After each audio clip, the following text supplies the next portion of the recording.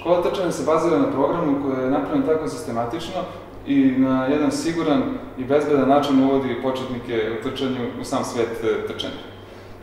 Pre svega, sam program traje 6 meseci, u nekim slučajevima se produži pa traje 8 meseci. Osnovna jedinica tog programa jeste pojedinačni trening.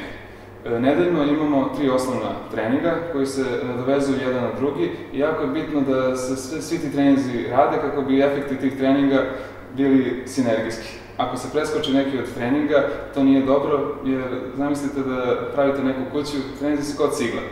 Pa pravite kuću i polako imate 2-3 cigle pa jedno nemate, 2-3 pa jedno nemate. To je konstrukcija koja nije jaka. Znači, jako je bitno da ova 3 treninga koje su u programu, da te 3 treninga i odradimo kako treba. Što se tiče samih grupa u školi trčanja, postoje različite grupe, svi smo mi različiti. I na početku u samoj školi trčanja radimo jedan test kondicije, na osnovu toga se delimo u grupe. I tu stvarno ima mesta za svakoga.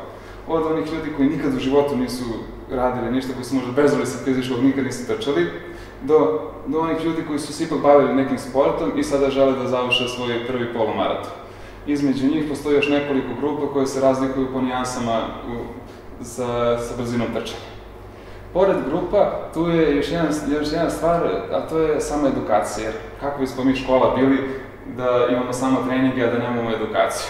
Zapravo, pored treninga koje imamo, koji se održavaju 3 puta nedeljno, imamo i udžbenik škole trčanja koji smo napravili za vas, u kome možete da nađete sve one teme i sve one odgovore koje muče možda početnike u trčanju, a to je kako se obući, kako se hraniti, kako trenirati. Znači, u tom udžbeniku od nekih 70-80 strana lepo ćete moći da dobijete sve informacije.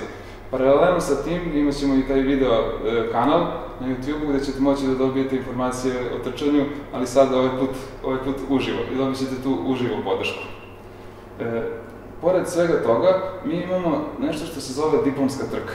Znači, sam proces se započinje upisom, imamo treninge i na kraju celog procesa izlazimo na trku. Oni koji idu na polumaraton trče 21 km, oni koji idu na 10 km, koji idu jasno manje, ne idu na polumaraton, trče trku od 10 km ili možda neku kraću trku od 5 ili 7, zavisnosti od toga koja se trka trči u tom trenutku.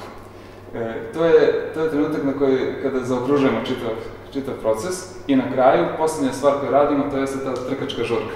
To je trenutak kada slavimo sve naše uspehe, kada početnici dobijaju diplome i jednostavno na taj način zaokružujemo čitav proces škole trčanja.